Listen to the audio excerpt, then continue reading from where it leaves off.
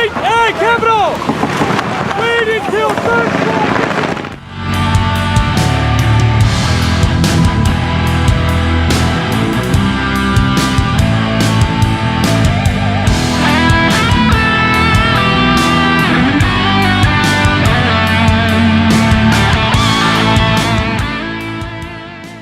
Sehubungan dengan eskalasi serangan di wilayah Timur Tengah dari Israel dan Hamas, membuat ketegangan perang antara pasukan Israel dan militan Hamas kian meningkat, Pentagon Amerika Serikat telah mengumumkan bahwa sekitar 900 lagi tentara AS telah tiba di Timur Tengah atau sedang menuju ke sana untuk meningkatkan pertahanan udara bagi personel AS di tengah meningkatnya serangan oleh kelompok yang berafiliasi dengan Iran.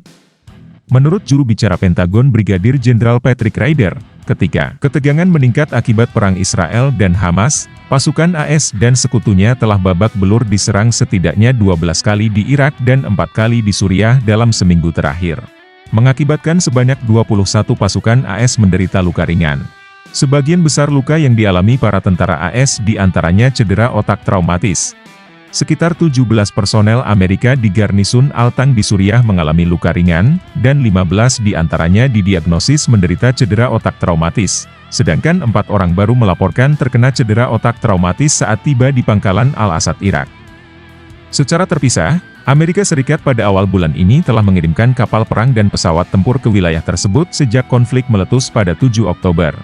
Termasuk 2 kapal induk untuk mencoba menghalangi Iran dan kelompok yang didukung Iran.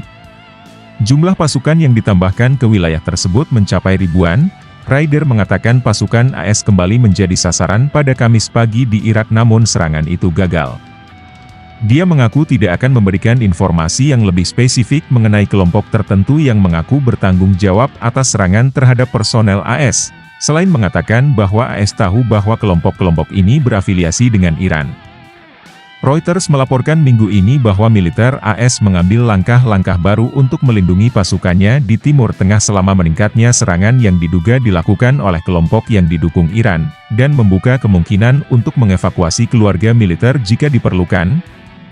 Langkah-langkah tersebut termasuk meningkatkan patroli militer AS, membatasi akses ke fasilitas pangkalan dan meningkatkan pengumpulan intelijen, termasuk melalui drone dan operasi pengawasan lainnya. AS juga meningkatkan pemantauan dari menara penjaga di fasilitas militernya, meningkatkan keamanan di titik akses pangkalan dan meningkatkan operasi untuk melawan potensi masuknya drone, roket, dan rudal.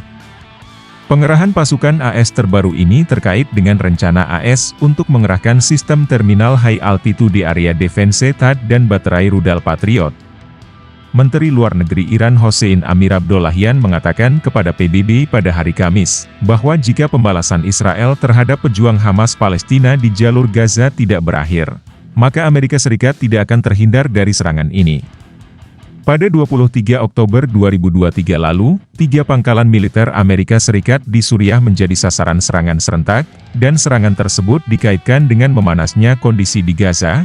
Sumber lokal mengatakan kepada Anadolu Agency, bahwa ladang minyak Al-Omar di Deir ez-Zor tempat pasukan AS bermarkas serta 2 pangkalan AS di Al-Shaddadi dan Al-Hasakah diserang secara bersamaan dengan rudal darat ke darat. Sebelumnya, beberapa pangkalan AS juga diserang menggunakan drone pada salah satunya, sebuah pangkalan AS di daerah Al-Malikiyah di Al-Hasakah yang diduduki oleh militan PKK atau YPG. Kemudian 3 drone bersenjata menyerang pangkalan di wilayah Al-Tang di Suriah Selatan pada Senin pagi. Secara terpisah, di Irak 2 drone menargetkan pangkalan udara Al-Asad, namun dari 3 drone tersebut, militer AS mengatakan pihaknya menghancurkan 2 drone di dekat pasukan AS dan koalisi di barat daya Suriah. Menurut Komando Pusat AS, tidak ada korban jiwa atau kerusakan yang dilaporkan. Dikutip dari Al-Arabiya, serangan tersebut ternyata dilakukan oleh sebuah kelompok payung milisi yang didukung Iran yaitu Kelompok Perlawanan Islam di Irak. Sementara itu, Washington menuding Iran secara aktif memfasilitasi serangkaian serangan baru-baru ini terhadap pangkalan AS di Timur Tengah dan berjanji untuk melindungi kepentingannya. Berbicara pada konferensi pers di Gedung Putih, juru bicara Dewan Keamanan Nasional John Kirby mengatakan, telah terjadi peningkatan serangan roket dan drone selama seminggu terakhir, terhadap pangkalan militer yang menampung personel AS di Irak dan Suriah. Dia menyalahkan kelompok proksi yang didukung Iran. Kelompok perlawanan Islam di Irak mengatakan, telah meluncurkan drone terhadap pasukan Amerika di Al-Tang dan Al-Malikiyah di Suriah. Kelompok yang sama juga mengaku telah menargetkan pasukan AS di Irak pada hari Sabtu.